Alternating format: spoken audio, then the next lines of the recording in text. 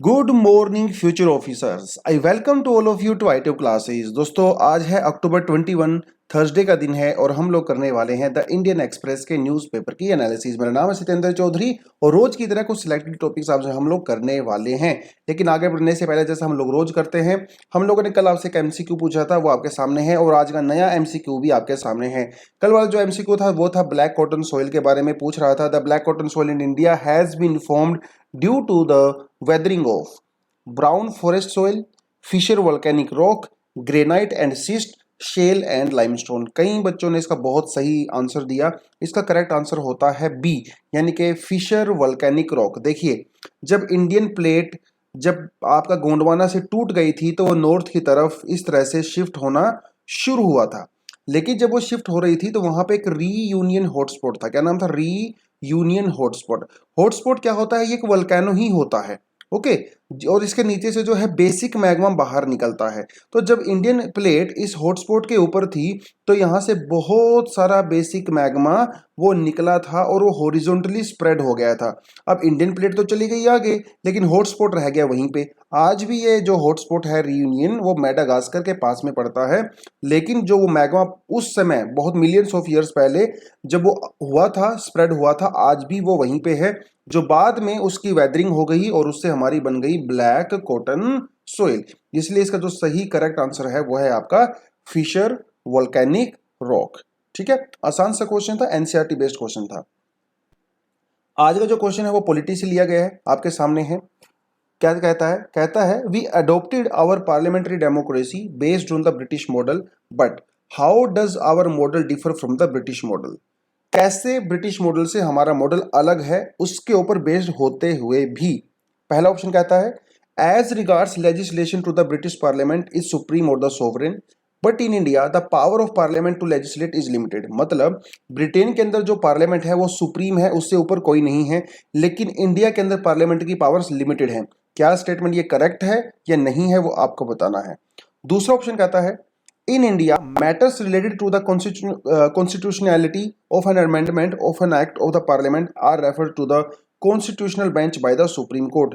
कि कोई अमेंडमेंट जब किया जाता है पार्लियामेंट के द्वारा, वो कॉन्स्टिट्यूशनल है कि नहीं है, यह मैटर सुप्रीम कोर्ट की कॉन्स्टिट्यूशनल बेंच में जाता है, ये आपको बताना है।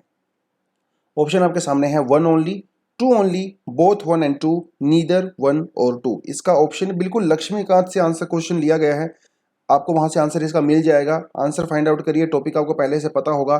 कमेंट सेक्शन में इसका आप आंसर दीजिए। कल वाले न्यूज़पेपर एनालिसिस में मैं इसकी एक्सप्लेनेशन आपको दे दूंगा। खैर, आज के न्यूज़पेपर की सीधी शुरुआत करते हैं। लेकिन जो बच्चे हमारे यहाँ पे नए हैं उनको बोलना चाहूँगा कि आप चैनल को सब्सक्राइब जरूर करें, क्योंकि रोज आपके लिए हम लोग एनालिसिस लेके आते हैं। और जो पुराने बच्चे हैं वो न्यूज़पेपर को रोज देखें, पूरा न्यूज़पेपर देखें।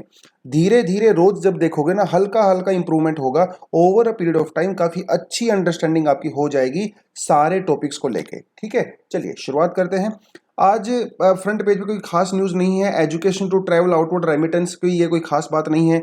रेमिटेंस एक टर्म यहाँ पे यूज़ की गई है, वो मैं आपको बता देता हूँ। देखिए, बहुत सारे इंडियंस वो बाहर काम की तलाश में जाते हैं। जैसे साउथ इंडिया से, केरला वगैरह से बहुत सारे इंडियंस वो मिडिल ईस्ट कंट्री में काम करने के लिए जाते हैं। बहुत सारे लोग यूके में, ऑस्ट्रेलिया में, अमेरिका में काम करने के लिए जाते हैं। मतलब वो अगर वहाँ पढ़ने के लिए भी जाते हैं तो भी वहाँ पे वो काम करते हैं। तो वो जो इंडियंस फॉरेन कंट्री में जाते हैं वो इंडिया में अपनी फैमिली को पैसा भेजते हैं, है ना, पैसा ट्रांसफर करते हैं। ये जो पैसा ट्रांसफर होता है ना दोस्तों, इसी को बोलते हैं रेमिटेंस। समझ में आया? इसी को बोलते हैं रेमिटेंस। इंडिया में दुनिया का सबसे ज्यादा रेमिटेंस रिसीव किया जाता है, क्योंकि बहुत सारे इंडियंस फॉरेन कंट्रीज में काम करते हैं और वहां से वो अपनी फैमिलीज को यहाँ पे पैसा भेजते हैं। ठीक है, यही था इसके बारे में। उसके बारे में अगली जो न्यूज आती है वो आपके सीधा पेज नंबर 7 से आते हैं। PM flags of. Flag of का मतलब होता है उसका मुहूर्त करना या उसको चालू करना, अनाउंस करना टाइप से।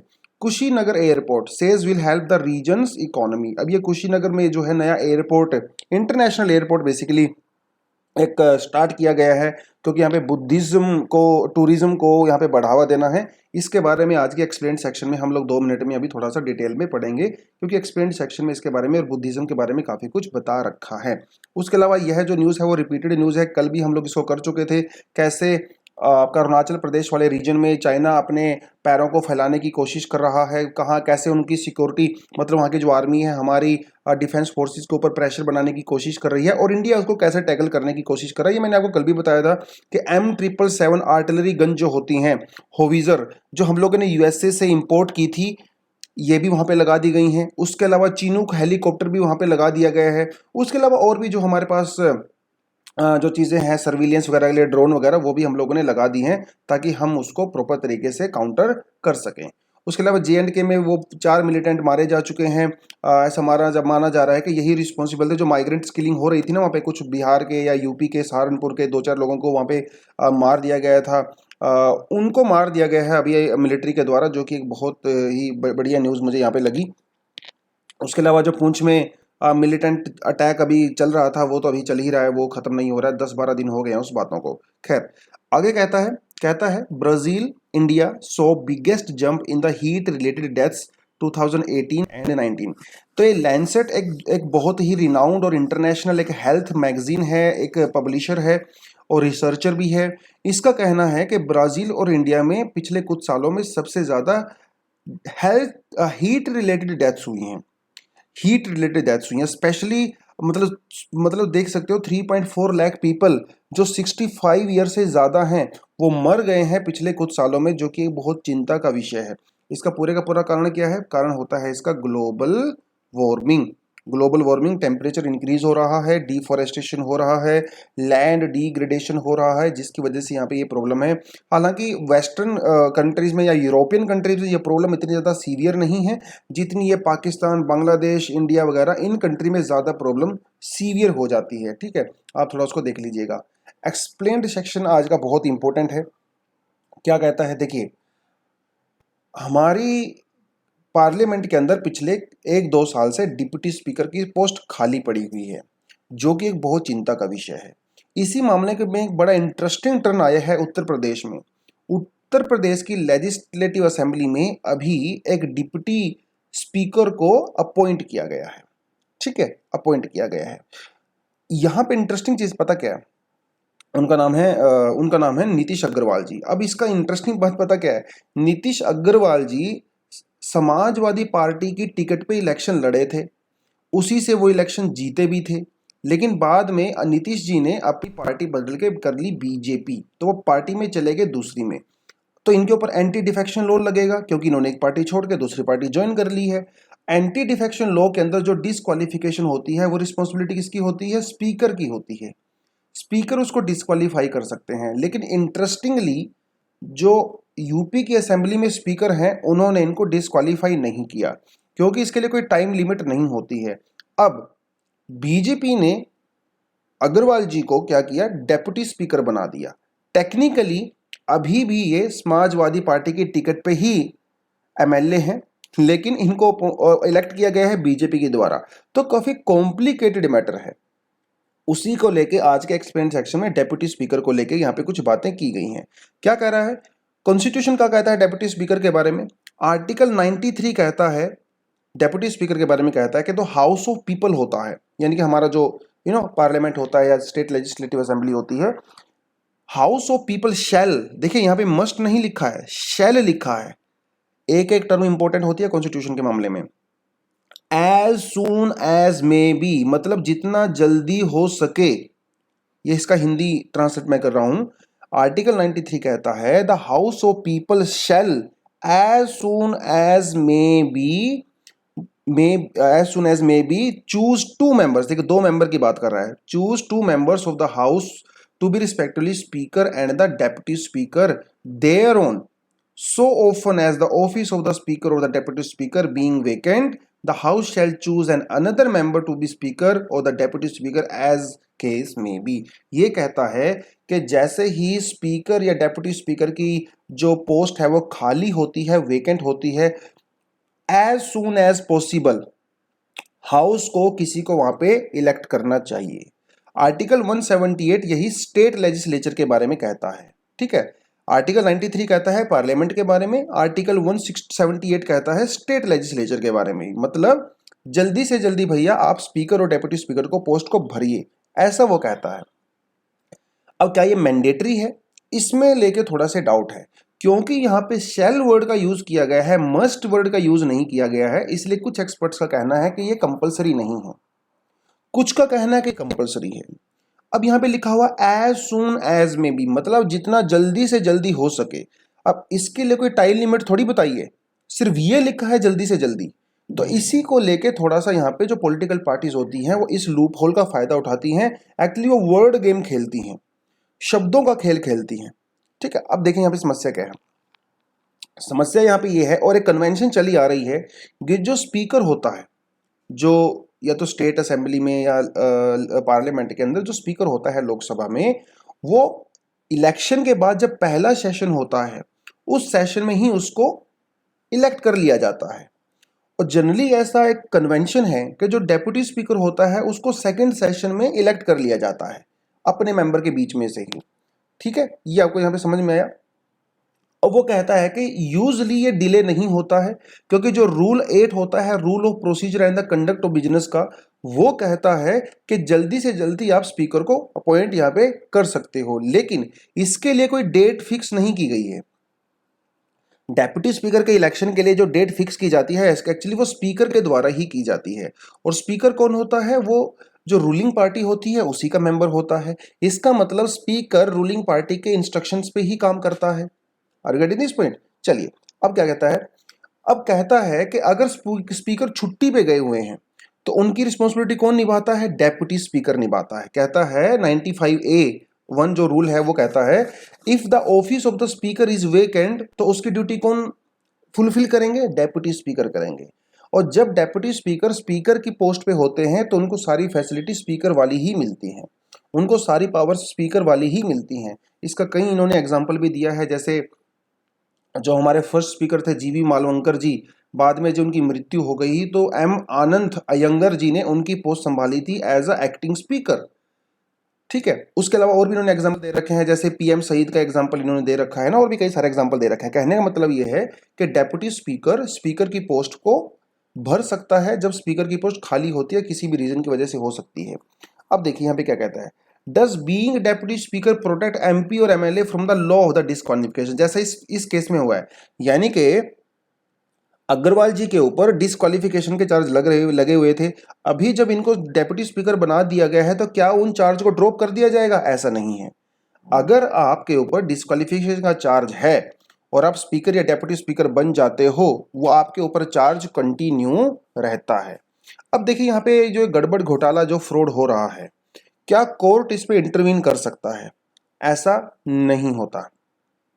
जनरली ऐसा कोई प्रीवियस एग्जाम्पल नहीं है जब कोर्ट ने इस तरह की कार्रवाई में अपना दखलंदाजी की हो।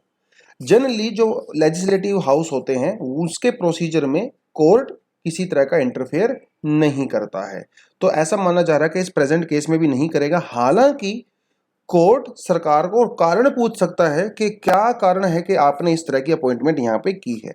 अभी देखना रहेगा, इंटरेस्टिंग रहेगा कि उसके बारे में क्या बातें यहाँ पे हो रही हैं। आपके लिए मेरा क्वेश्चन ये है, आप ये बताइए कि जो स्पीकर होते हैं वो अपना रेजिग्नेशन किसको देते हैं और डेप्यूटी स्पीकर अपना रेजिग्नेशन किसको देते हैं? ये क्वेश्चन हो गया। एक क्वेश्चन ये होता है कि क्या ऐसा मैंडेटरी है, क्या ऐसा मैंडेटरी है कि स्पीकर और डेप्यूटी स्पीकर रूलिंग पार्टी से ही होते हैं? क्या वो अपोजिंग पार्टी से भी हो सकते हैं? आप ये भी कमेंट सेक्शन में बता सकते हो। ठीक है, चलिए अगली न्यूज़ कुशीनगर को लेके है। कुशीनगर में अभी इंटरनेशनल एयरपोर्ट का इनॉग्रेशन किया गया है। एक्चुअली इनॉग्रेशन नहीं, वो एक्चुअली स्टार्ट हो चुका है और श्रीलंका से अभी एक फ्लाइट, श्रीलंकन एयर फ्लाइट वहाँ पे आ भी चुकी है। कुशीनगर काफ़ी इंपॉर्टेंट है, एक बुद्धिस्ट एक पिलग्रिमेज साइट है। इंडिया के अंदर दुनिया की जो 8 में से 7 बुद्धिस्ट जो साइट हैं वो इंडिया में पाई जाती हैं। ठीक है, क्या कहता है देखिए, कुशीनगर की इंपॉर्टेंस इन्होंने बताई है।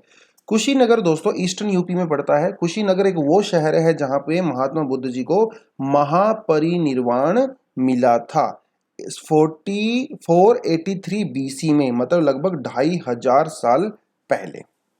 ठीक है, कुशीनगर एक महाजनपद है।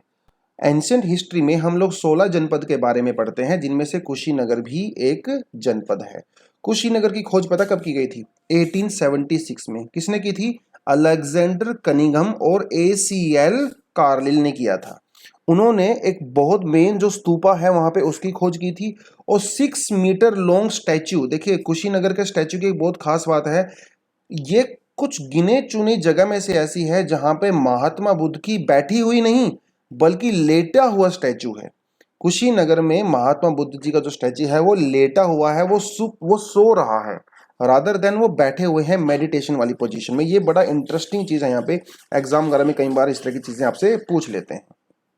ठीक है, तो बुद्धिस्ट टूरिज्म साइट की अगर आप बात करें, 2016 में सरकार ने एक प्रोग्राम चलाया था जिसे कहा गया था बुद्धिस्ट सर्किट।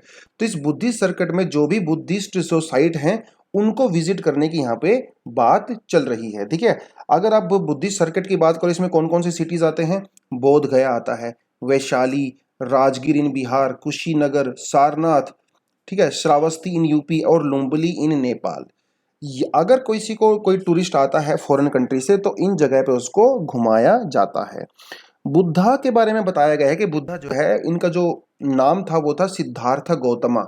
जब ये पैदा हुए थे 563 BC में लुम्बिनी में ये पैदा हुए थे, जो नेपाल के अंदर पड़ता है। ठीक है, उसके अलावा 29 साल की उम्र तक जो है वो उनके पेरेंट्स कहाँ पे रहे? शाक्या कैपिटल में रहे, कपिलवस्तु। ठीक है, वहां पे रहे। इनको जो एनलाइटनमेंट मिला था बुद्धा जी को, वो मिला था बुद्धिस्ट बोधि ट्री के नीचे बोध गया के अंदर। और इन्होंने जो पहला अपना सरमन दिया था वो दिया था सारनाथ में, बनारस के पास में, वहाँ पे पार्क था, वहाँ पे दिया था सारनाथ में, जो कि एक बहुत ही इंपॉर्टेंट बुद्धिस्ट साइट है। उन्होंने उसके अलावा जो पहली मोनेस्ट्री बनाई गई बुद्धिज्म की, वो बनाई गई थी कहाँ पे? किंग बिम्बिसार के द्वारा मगध में बनाई गई थी। ठीक है, मतलब राजगीर में बनाई गई थी, जो बिहार में पड़ता है। और वो क्योंकि वो पूरे के राज्य उस टाइम मगध हुआ करता था तो इसलिए यहाँ पे लिखा हुआ है। ठीक है, और इन्होंने जो बुद्धा ने अपना जो ज्यादातर लाइफ जो स्पेंड किया है वो की है श्रावस्ती में। ठीक है, और लास्ट सरमन उन्होंने जो दिया था वो दिया था वैशाली के अंदर। तो पहला वो सरमन दिया था सारनाथ में, सबसे आखिरी वाला दिया था वैशाली में। तो ये कुछ कुछ चीजें आपको इंपॉर्टेंट है यहाँ पे पता होनी चाहिए। ठीक है, तो उसी बुद्धिस्ट सर्किट की बात कर रहे हैं, तो उसी उसी कड़ी में कुशीनगर में एयरपोर्ट बनाया गया है। यहाँ पे आप देख सकते हैं कुशीनगर में, ताकि जो फॉरेन कंट्री से जो टूरिस्ट हैं वो इंडिया के अंदर आए। इतनी ज़्यादा इंपॉर्टेंट बुद्धिस्ट साइट होने के बावजूद भी इंडिया में सिर्फ दुनिया का 1% बुद्धिज्म से रिलेटेड टूरिस्ट आता है, जबकि दुनिया की 8 में से 7 बड़ी बुद्धिस्ट पिलग्रिमेज इंडिया में है। ऐसा क्यों होता है? क्योंकि इंफ्रास्ट्रक्चर नहीं है हमारे यहाँ पे। अगर इंफ्रास्ट्रक्चर होगा, सेफ्टी होगा, साफ सफाई होगा, सुविधाएं होंगी, तो इंटरनेशनली बहुत सारे बुद्धिस्ट पिलग्रिमेज इंडिया में आ सकते हैं। टूरिज्म तो पोटेंशियल बढ़ेगा ही बढ़ेगा, लोगों को यहाँ पे कारोबार भी मिलेगा और हमारी इकोनॉमी भी ग्रो होगी। उसी कड़ी में सरकार ने ये एक नया कदम यहाँ पे उठाया है और फ्यूचर आने वाले समय में और भी ज्यादा बुद्धिस्ट साइट हमें देखने को मिलेंगी। ठीक है, आज का एडिटोरियल क्या कहता है? देखिए आज के इसमें, हाँ ये हम लोगों ने कर लिया। एडिटोरियल पे चलते हैं। एडिटोरियल कहता है ऑन सिक्योरिटी रोंग आंसर्स। ठीक है, देखिए 2 दिन पहले हम लोगों ने एक एडिटोरियल पढ़ा था जिसमें प्रकाश सिंह जी ने, क्योंकि ये डीजी रह चुके हैं पहले बीएसएफ के, तो इनका एडिटोरियल था। इन्होंने कहा था कि अभी जो बीएसएफ का जो जुरिस्डिक्शन इंक्रीज कर दिया गया है पंजाब के अंदर और वेस्ट बंगाल के अंदर 15 किलोमीटर से लेकर 50 किलोमीटर तक, प्रकाश सिंह जी ने कहा था कि वो बिल्कुल सही है। बीएसएफ के जुरिस्डिक्शन बढ़ने से वहां की पुलिस के ऊपर कोई नेगेटिव इंपैक्ट नहीं पड़ेगा, बल्कि पुलिस की कैपेसिटी इंक्रीज होगी, ऐसा आर्गुमेंट उन्होंने दिया था। लेकिन आज के एडिटोरियल में जो आर्गुमेंट दिया गया है वो बिल्कुल उसके अपोजिट दिया गया है। इसको देने वाली कौन है? राधा कुमार जी। तो आपको हमेशा दोनों पर्सपेक्टिव पता होने चाहिए। एग्जाम में आपसे पूछ सकता है कि recently jurisdiction of the BSF has been increased in some areas, ऐसा पूछ सकता है। फिर आपसे पूछेगा discuss the rationale behind it, और सिंपल सा क्वेश्चन पूछ सकता है discuss the factors in support and in opposition of the argument. तो आपको दोनों आर्गुमेंट देने पड़ेंगे। फेवर में तो हम लोगों ने बता दिया था आपको पहले ही प्रकाश सिंह जी एडिटोरियल से। आज इसके हम लोग अगेंस्ट में चलते हैं। देखिए कुछ बेसिक क्वेश्चंस यहाँ पे पूछे जाते हैं। बेसिक क्वेश्चन ये पूछे जाते हैं कि क्या बीएसएफ की पावर इंक्रीज करने से हमारी ओवरऑल सिक्योरिटी इंक्रीज होती है? क्या बीएसएफ क्वालिफाइड है कि वो सिविलियन एरिया में सर्च करे, सीज करे, लोगों को अरेस्ट करे? ये इसमें कहा गया है। इसमें ये क्वेश्चन पूछा गया है कि जो पुलिस के अंदर जो कमियां हैं या उसके अंदर जो मैन पावर की कमी है, टेक्नोलॉजी की कमी है, क्या बीएसएफ की पावर इंक्रीज करने से पुलिस का सॉल्यूशन हो जाएगा? इसलिए क्वेश्चन पूछा गया है कि क्या बीएसएफ की जुरिडिक्शन इंक्रीज होने से जो वहां पे लोकल पुलिस है उसका मोरल डाउन नहीं होगा, उसकी पावर नहीं जाएगी? ये कुछ बेसिक से सवाल इस एडिटोरियल में पूछे गए हैं। अब यहाँ पे सरकार ने क्या आर्गुमेंट दिया है? सरकार ने कहा है कि देखिए, अफगानिस्तान में जो सिचुएशन खराब हो गई है उसमें उसकी वजह से इंडिया में क्रॉस बॉर्डर इन्फिल्ट्रेशन बढ़ सकता है, इसीलिए हमें बीएसएफ की पावर को 15 किलोमीटर से 50 किलोमीटर चेंज करना पड़ा। दूसरी बात है यहाँ पे यूनिफॉर्मिटी की। कुछ स्टेट में जैसे गुजरात में, राजस्थान में, आसाम में, वेस्ट बंगाल में, पंजाब में बीएसएफ का जुरिस्डिक्शन अलग अलग था। कहीं पे 50% था, कहीं पे 80 था, कहीं पे 15% था। सरकार ने ये कहा कि देखिए, हम लोग यूनिफॉर्मिटी लाना चाहते हैं, ये सरकार का आर्गुमेंट है। लेकिन इसके काउंटर में आर्गुमेंट दूसरा है। काउंटर में आर्गुमेंट ये कहा गया है कि आप कौन सी यूनिफॉर्मिटी की बात कर रहे हो भैया, पहले तो वो बताइए। हर स्टेट की प्रॉब्लम अलग अलग है, हर स्टेट की प्रॉब्लम अलग अलग है।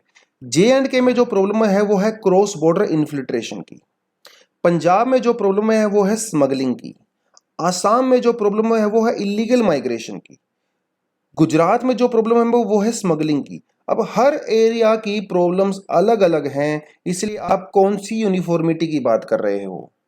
हर प्रॉब्लम को अलग तरीके से टैकल करना चाहिए, इसलिए आप यूनिफॉर्मिटी वाला जो आपका आर्गुमेंट है वो बिल्कुल बेकार यहां पे हो जाता है, ऐसा इन्होंने कहा है। दूसरी बात दूसरी बात इन्होंने ये कही है कि बीएसएफ की जुरिस्डिक्शन बढ़ने से इस बात की क्या गारंटी है कि वहां पे इस तरह की एक्टिविटी होना बंद हो जाएंगी। देखिए, इन्होंने कहा है कि आसाम के अंदर 15 किलोमीटर के अंदर क्रॉस बॉर्डर स्मगलिंग होता है, ये सबको पता है। अब बीएसएफ इसको रोकने में नाकाम रही है, तो क्या गारंटी है कि उसके 50 किलोमीटर बढ़ाने में आप इसको रोक लोगे? सबसे बड़ी बात यह है, पंजाब के अंदर 15 किलोमीटर के अंदर जब ड्रोन अटैक्स हो रहे थे या फिर ड्रोन के थ्रू स्मगलिंग की जा रही थी ड्रग्स वगैरह की, बीएसएफ उसको रोकने में नाकाम रही है मोस्ट ऑफ द केसेस में। तो क्या 50% बढ़ाने से वो रुक जाएगा? इसके बारे में भी डाउटफुल है। दूसरी बात, जो क्रॉस बॉर्डर इन्फिल्ट्रेशन होता है इसमें बहुत सारा काम इंटेलिजेंस का होता है। पहले काम इंटेलिजेंस का होता है, उसके बाद काम बीएसएफ का होता है। तो जब इंटेलिजेंस ही थोड़ी डाउटफुल है, देखिए इंटेलिजेंस हमेशा सक्सेसफुल तो नहीं होती है, कभी फेल होती है, कभी सक्सेस होती है। तो उस केस में क्या बीएसएफ इस बात की गारंटी ले सकती है कि वहां पे फेलियर नहीं होगा? क्योंकि सक्सेसफुल फेलियर तो चलता रहता है। दूसरी बात, इलीगल माइग्रेशन की ये लोग बात कर रहे हैं। इलीगल माइग्रेशन को रोकने के लिए सिर्फ और सिर्फ बीएसएफ ही काफी नहीं है, इसके लिए आपको पॉलिटिकल डायलॉग भी करना पड़ेगा, जैसे बांग्लादेश के साथ, है ना। बीएसएफ अकेले थोड़ी माइग्रेशन, इलीगल माइग्रेशन रोक देगा भैया, पॉलिटिकली भी तो बातचीत करनी चाहिए। इवन यहाँ पे ज्यादा रोल पॉलिटिकल बातचीत का होता है रादर देन द सिक्योरिटी। उसके अलावा इन्होंने ये भी कहा है कि सरकार ने कुछ जैसे कॉन्स्टिट्यूशनल अमेंडमेंट एक्ट किया है ना, म्यांमार रिफ्यूजीज को वापस भेज दिया, अफगानिस्तान के लोगों का यहाँ पे वीज़ा कैंसिल कर दिया। इस तरह की चीज़ें जब होती हैं तो उससे बॉर्डर सिक्योरिटी पे नेगेटिव इम्पैक्ट पड़ता है, और इसका बर्डन अल्टीमेटली वहाँ की स्टेट पुलिस के ऊपर आता है या फिर बीएसएफ के ऊपर आता है। तो सरकार का ये कहना कि मैं तो यूनिफॉर्मिटी करूंगा या फिर वो बीएसएफ को स्ट्रॉन्ग करने से ये सब चीज़ें सॉल्यूशन हो जाएगा, ऐसा बिल्कुल भी नहीं है। ठीक है। दूसरा, इन्होंने बहुत बड़ा क्वेश्चन पूछा है। इन्होंने कहा है कि सरकार को बीएसएफ का जुरिडिक्शन बढ़ाने की बजाय वहां की जो पुलिस है ना उसको ज्यादा स्ट्रॉन्ग करने की जरूरत है।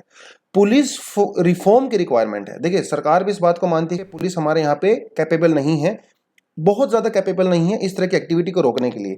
तो भैया, अगर आपका सॉल्यूशन करना है तो पुलिस रिफॉर्म कीजिए ना, बीएसएफ के जुरिडिक्शन को क्यों बढ़ा रहे हो? क्योंकि अगर बीएसएफ का जुरिस्डिक्शन बढ़ेगा तो कहीं ना कहीं वहां की जो स्टेट पुलिस है उसके साथ उनकी मनमुटाव हो सकती है, क्लैशेस हो सकते हैं। तो एक बात इन्होंने यहाँ पे कही है। दूसरी बात, इन्होंने कहा है कि जो बीएसएफ के जवान होते हैं वो मार्केट एरिया में, रेजिडेंशियल एरियाज में, है ना, वहां पे ऑपरेट करने के लिए पूरी तरह से उनको ट्रेनिंग नहीं प्रोवाइड कराई गई है। तो पहले तो आप उनको ट्रेनिंग प्रोवाइड कराइए। कुछ यहाँ पे इन्होंने और भी बातें कही हैं। इन्होंने कहा है कि over a period of time, पिछले कुछ सालों से स्टेट जो मतलब सेंटर की जो गवर्नमेंट है वो स्टेट के जुरिस्डिक्शन के अंदर इंटरफेयर कर रही है। जैसे नारकोटिक कंट्रोल ब्यूरो, है ना, उससे पहले सुशांत सिंह केस में बिहार पुलिस और मुंबई पुलिस भी आमने सामने आ गई थी। तो इससे क्या पता चलता है? इससे ये पता चलता है कि सेंटर को ऐसे कदम उठाने चाहिए जिससे दोनों में कोलैबोरेशन हो, रादर देन दोनों में फाइट हो। बहुत बार स्टेट पुलिस को वहाँ की जो पॉलिटिकल पार्टीज होती हैं वो अपने फायदे के लिए यूज करती हैं, इसमें कोई डाउट नहीं है। तो इन्होंने कहा है कि सेंटर को ऐसे स्टेप लेने चाहिए ताकि ये चीजें भी दूर हो सकें। तो सिक्योरिटी फोर्सेस को आपस में कोऑपरेट करना चाहिए लोकल फोर्सेस के साथ, रादर देन उनको बाईपास करने के। अब इन्होंने आरोप लगाया है कि बीएसएफ क्या करेगी, वो लोकल पुलिस को इग्नोर कर देगी और सारी कार्रवाई अपने आप करेगी। लेकिन लोकल पुलिस के साथ कोलैबोरेट करना चाहिए। लोकल पुलिस को और ज़्यादा स्ट्रॉन्ग करने की ज़रूरत है। तो ये कहना कि बीएसएफ का जुरिडिक्शन बढ़ने से सिक्योरिटी बढ़ेगी, इन्फिल्ट्रेशन कम होगा, स्मगलिंग रुक जाएगी, ये बिल्कुल बोगस बात है। ऐसा बिल्कुल नहीं होने वाला है, क्योंकि ऐसा हम लोगों ने पास्ट में भी देखा है। तो ये इसके अगेंस्ट में आर्गुमेंट हैं। इसके फेवर में आर्गुमेंट हम लोग प्रीवियसली एनालिसिस में कर चुके हैं। तो अभी आपके पास दोनों पॉइंट आ गए हैं। आप अपनी नोटबुक को लीजिए और दोनों पॉइंट्स, मतलब इसके फेवर वाले और अगेंस्ट वाले, आप अपनी नोटबुक में लिख सकते हो। आपका एक बहुत बढ़िया टॉपिक यहाँ पे तैयार हो जाएगा। ठीक है। उसके अलावा दुनियादारी से क्या कहते हैं? दुनियादारी में कहते हैं कि अभी रिसेंटली मीटिंग थी कहाँ पे, मॉस्को के अंदर, जहाँ पे चाइना के, रशिया के, जो है पाकिस्तान के और इंडिया के रिप्रेजेंटेटिव वहाँ पे गए थे। इन्होंने जो है बातचीत किया था तालिबान के साथ। इन्होंने कई बड़ी बड़ी बातें बोली। अमेरिका ने इसमें पार्टिसिपेट नहीं किया। तो कल भी हम लोगों ने इस बारे में बात किया था। इन्होंने वही बातें बोली हैं कि वीवन को रिप्रेजेंटेशन दीजिए, ह्यूमन राइट्स का रिस्पेक्ट कीजिए, वो सारी सारी बातें यहाँ पे इन्होंने की गई हैं। कोई खास सॉल्यूशन यहाँ पे अभी तक निकल के आया नहीं है। हाँ, ये न्यूज़ आपके लिए यहाँ पे इंपॉर्टेंट हो सकती है। ऐसा माना जाता है था पहले कि कोलंबस ऐसे पहले इंसान थे जो यूरोप से अमेरिका में उन्होंने अपना कदम रखा था। लेकिन रिसेंट डिस्कवरी ये कहती हैं कि कोलंबस से लगभग 1000 साल पहले वाइकिंग लोग अमेरिका में एंट्री कर चुके थे।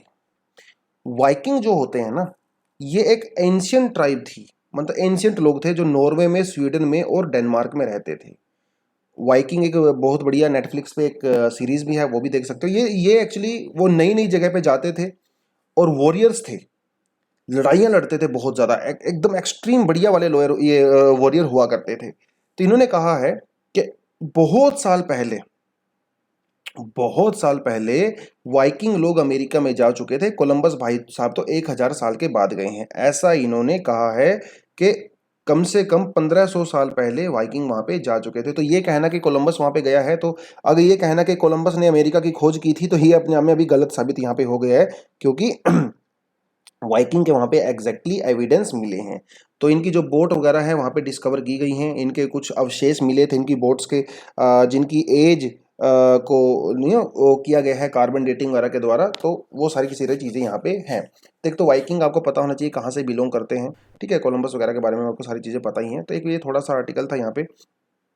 इकोनॉमी सेक्शन में कोई खास चीज़ नहीं है, ये बस गोपीनाथ जी हैं, गीता गोपीनाथ, इंडिया से बिलोंग करती हैं, मैसूर बेस्ड हैं। मैसूर में पैदा हुई थी, बाद में अमेरिका जाकर इन्होंने पढ़ाई वगैरह की। अभी ये क्या है, आईएमएफ की चीफ इकोनॉमिस्ट हैं। क्या है, आईएमएफ की चीफ इकोनॉमिस्ट हैं। दुनिया की पहली वीमेन चीफ इकोनॉमिस्ट हैं आईएमएफ के अंदर, और इंडिया के लिए बहुत प्राउड का मुद्दा है। ये क्या कर रही हैं अभी, ये अपनी जो आईएमएफ की पोस्ट थी उसको छोड़ रही हैं और हार्वर्ड यूनिवर्सिटी के इकोनॉमिक डिपार्टमेंट को दोबारा से जाके ज्वाइन करेंगी। वहाँ पे प्रोफेसर हैं बेसिकली ये। तो इनको वहाँ पे 1-2 साल की लीव लेके आई थी ये, तो उसको लीव खत्म हो रही है, तो ये दोबारा से हार्वर्ड यूनिवर्सिटी को जाके ज्वाइन करने वाली हैं। तो गीता गोपीनाथ जी चीफ इकोनॉमिस्ट हैं आईएमएफ की। ठीक है, ये बस आपको पता होना चाहिए। आईएमएफ का हेड क्वार्टर कहाँ पे है, ये आप मुझे कमेंट सेक्शन में बता दीजिए, हम आपका वेट करेंगे आपके आंसर का। ठीक है, तो दोस्तों आज के लिए तो इतना ही एडिटोरियल है, इतना ही एनालिसिस हम लोग करने वाले हैं। ठीक है, कल हम फिर से मिलेंगे कुछ नए टॉपिक्स के साथ, कुछ नए एनालिसिस के साथ। तब तक लेके धन्यवाद। और आप न्यूज़ इन एनालिसिस को पूरा देखें। देखिए ये कुशीनगर का इन्होंने बता रखा है, देखिए मोदी जी इनके ऊपर चादर ढक रहे हैं ना, लेटे हुए हैं, रिक्लाइनिंग पोजीशन में है बेसिकली बुद्धा यहाँ पे। खैर, तो यही था आज के लिए। अगर आप व्हाट्सएप चलाते हो तो उसका नंबर आपको डिस्क्रिप्शन में मिल जाएगा, आप वहाँ पे जाके हमें मैसेज भेजिए, हम आपको लिंक भेज देंगे। अगर आप टेलीग्राम यूज़ करते हैं तो उसका लिंक भी आपको डिस्क्रिप्शन बॉक्स में मिल जाएगा। और आप हमारे इंस्टाग्राम पेज को भी ज्वाइन कर सकते हो, जहाँ पे हम लोग रोज़ आपको करंट अफेयर प्रोवाइड कराते हैं। तो that is all for the day. Thank you very much, all the best and जय हिंद।